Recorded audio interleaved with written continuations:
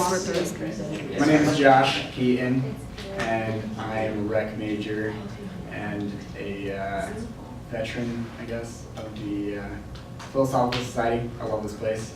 You guys are all my friends. Hi, Josh. Hey, there we go. So we need it. So I'm a rec major. I'm an adrenaline junkie. I love jumping off of cliffs and climbing up cliffs and doing all the things that involve almost dying.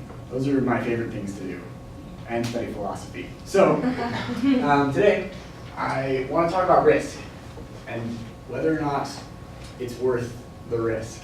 And there's lots of different types of risks, from forwarding a message to 10 people to writing a little note.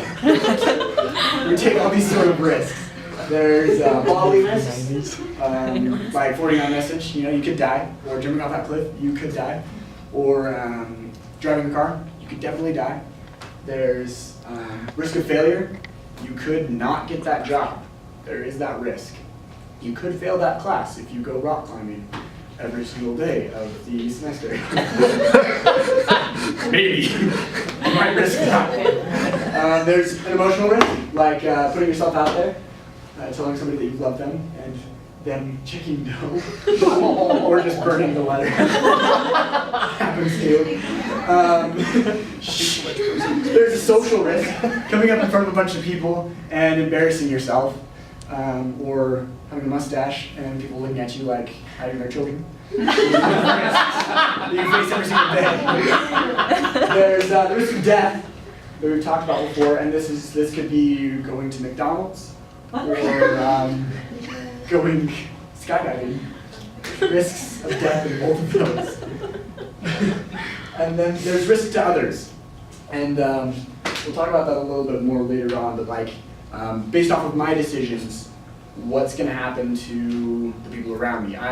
So I work a ropes course, and I also guide a lot of rock climbing trips, canyoneering trips, mountain biking trips, backpacking, camping. All of the things that are outside are things that I do, and I love that a lot. And so a lot of the time I'm in a leadership position, and I have to mitigate the risk and judge what's going to happen to the people that I'm in charge of if I were to do, if I were to pull out my phone and take a pretty picture this way and everybody else is over there. There's a cliff over there. What's the risk of somebody dying, not noticing that cliff because they're looking at me taking a picture? There's a lot of things that you have to deal with. And so today, because of my background, we are going to mostly talk about bodily risk and risk of death and those kind of things, risking your life, because it's so fun. my friend who's also a rock climber, he gave me this quote, and we don't know who it's by, but he says, "If you're technically dead when your heart stops beating, aren't you more alive in those moments where your heart is beating faster?" And I'm like, heck yeah, man. I love it. So I'm going to introduce you guys to one of my heroes, and one of the coolest dudes in the entire universe, Conrad Anker. And a while ago, Black Diamond, a company, ski, rock climbing, like an outdoors company, they did this series, A Question of Risk.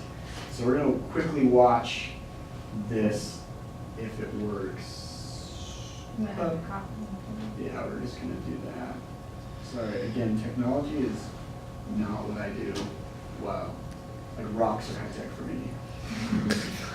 When I found out you could make fire with sticks, I was blown away. You don't have to just use rocks. Computers. You need to use Command V.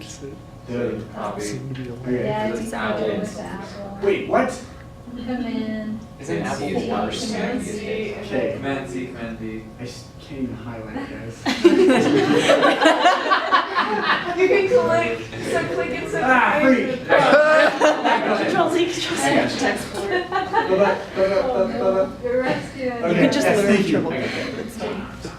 I can teach you guys how light fire with sticks. And I can teach you guys how to survive for at least a year in the wilderness with nothing but a bowl. I can't figure out. And I can teach you how to work a computer. I don't know people like this. I'm great with PCs. I am not great with anything other than rocks. Okay, this is Conrad Anker, and he's way cool, so we're going to listen to what he has to say. And hopefully volume is up. Risk is It's basically your self-preservation instinct talking to you. And we want to live. And when you go out there and you're not feeling it, you've got it's not the warm fuzzies, it's the cold pricklies on the back of your neck, and you're like, this isn't right. And you're listening to that, and you turn back, you don't make the summit that day, or you choose not to climb that frozen pillar of water ice. Those are elemental to the climbing equation. And if there wasn't risk, it wouldn't be climbing.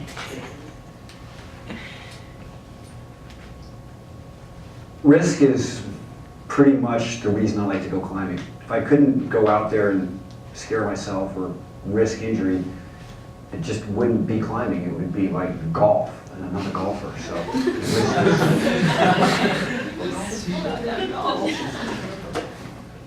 Acceptable